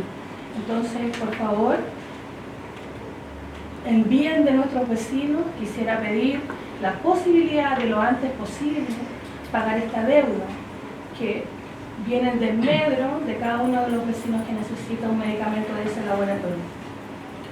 Y lo último, presidente, bueno, acá están mis peticiones de los vecinos. Y lo último, pedirle a la administración, el administrador se nos fue, pero al administrador que pudiera atender a un vecino, Danilo Vidal. Él tuvo una audiencia a través de la ley del lobby en agosto del año pasado. En 15 días quedaron de darle una respuesta. Él tiene un carro de comida en el sector del Parque de los Reyes, ¿ya? Y él tiene un problema puntual ahí. Primero le incautamos su carro, lo vino a buscar acá, pagó su permiso, no sé qué, pero hay un permiso que no tiene, que quedamos en solucionárselo en 15 días y no se lo hemos solucionado. Pedirle al administrador si lo puede recibir en algún momento. Eso, presidente, muchas gracias. Gracias, presidente. En primer lugar, quería plantear un problema muy serio que tienen los vecinos de la población del polígono, que es un problema con termitas, que se arrastra durante mucho tiempo. Ellos ahora quieren postular a un proyecto que les permite arreglo de vivienda social. Han reunido todos los papeles, qué sé yo, pero hay un papel que le ha costado mucho conseguir y que al conseguirlo no lo satisface, porque esa población no fue acogida en el año 1979 como viviendas sociales. Como no fue acogida como vivienda social, el Departamento de Obras no entrega un certificado de que es una obra social. A pesar de eso, dice... Están bajo la supervisión de la autopista. Mire, es una muy mala señal que se estén regando a las 2 de la tarde, a las 3 de la tarde, porque por una parte en la televisión nos dicen no se riega a esa hora. En algunas comunas se han hecho ordenanzas para que los vecinos puedan regar en ciertos horarios.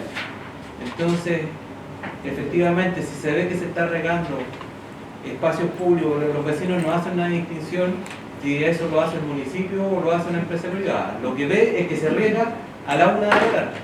Entonces, no sé si a través de una ordenanza, porque nosotros ya tenemos contratados servicios, pero sí efectivamente que en cierto horario, por lo menos entre las 11, 12 del día y las 4 de la tarde, no se riegue, porque es la primera señal de política pública que podemos dar para que efectivamente nuestros vecinos también tiendan a regar los espacios verdes en los horarios que corresponden. Eso sí podemos hacer un estudio en relación a si lo podemos hacer a través de una ordenanza o, por ejemplo, sugerir a la gente que administra las áreas verdes de las concesionarias que puedan no dar esa muy mala señal que a veces se da. Eso es una cosa, Manuel, y la segunda es que no puedo dejar de mencionar y volver a señalar que como vecinos de una gran ciudad podemos entender los momentos históricos que uno está viviendo. Y sabemos que estamos viviendo un proceso de cambio en Chile y a mí bien me parece que lo estamos viviendo. Que eso ha generado algunas situaciones complejas, sí las ha generado. Pero que la policía de Carabineros esté centrada en el orden público como tema prácticamente excluyente, genera condiciones a nuestros vecinos de indefensión. Entonces los vecinos a través de cadenas de WhatsApp o uno conversa con ellos y dicen no, que me asaltaron aquí. Nadie puede prevenir un asalto, pero que los carabineros no aparezcan, porque hace un tiempo atrás los vecinos decían no, llegan 2 horas después, es que ahora no llegan. Entonces estamos viviendo y se está generando una situación a ratos es inentendible, porque mencionaba yo hace unos consejos atrás que habían unos vecinos manifestándose por el tema del plebiscito y llegaron los carabineros. Hace días atrás estaban los estudiantes secundarios y llegaron los carabineros. O sea, los carabineros llegan cuando hay una situación de esa naturaleza, pero cuando un vecino en una calle cualquiera lo asaltan, lo golpean, ahí no hay policía. Entonces, yo creo que en la vida se puede caminar y masticar chicle, y el tema de la protección permanente de carabineros es importante para nuestros vecinos. Entonces, no puedo no volver a señalar que las priorizaciones que está demostrando nos generan una situación compleja y de preocupación. Y si es que el municipio puede, por los canales respectivos, volver a hacer referencia a la autoridad de carabineros. Eso, sin más que tratar, se levanta la sesión.